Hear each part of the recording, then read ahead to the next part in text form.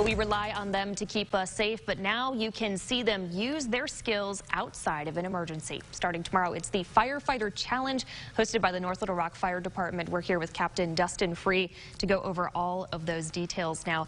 First of all, Captain, can you tell us a little bit about what is this Firefighter Challenge? So the Firefighter Challenge is an event that's been going on for 30 years. It started out with a man by the name of Dr. Paul Davis. He had the idea of putting an obstacle course together to see how physically demanding the fire service was on the body.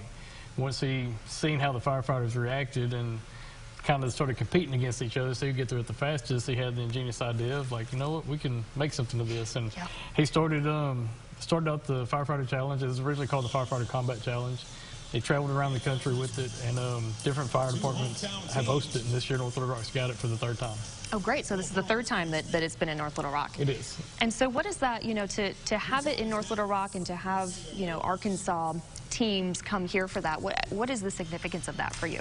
So it is the camaraderie of the fire service. Yeah. It lets the public see what the firefighters do physically in their jobs. You know, you see things on TV, and it's not so much realistic, and this right here is just the physical aspects of the job, and it's the fun part. It's where they go out and they'll start at the bottom of the tower, throw a 42-pound what's called a high-rise pack on their shoulder. Oh, wow. They'll carry it to the top of the tower. They'll put it into a basket.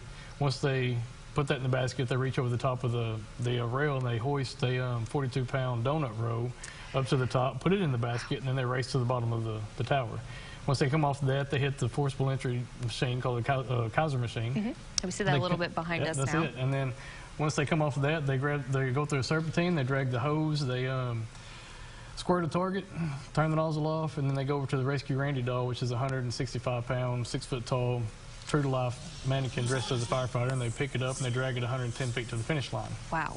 And, you know, that sounds impressive already, but then you think about, are these things that you would do in training and then hypothetically in a real emergency? Yes, and all these things are part of the physical test that you have to go through to be on the fire department.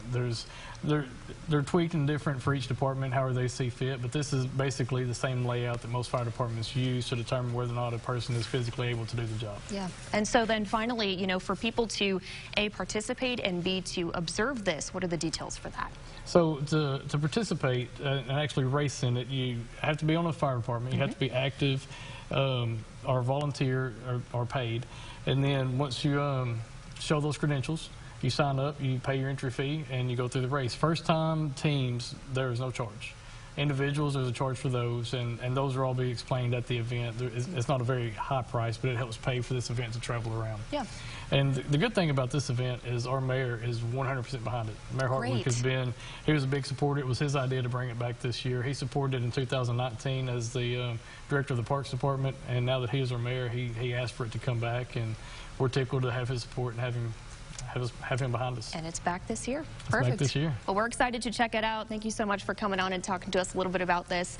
Again, that's starting this week, so we're going to have all of the details about how you can check it out on right there. There you go, 9 to 5. And we would love to have everybody just come out and show their support for the fire service. It is absolutely free to come and attend and watch. A free event, and you get to learn a little bit too. Sure. All right, thank you so much for coming in today.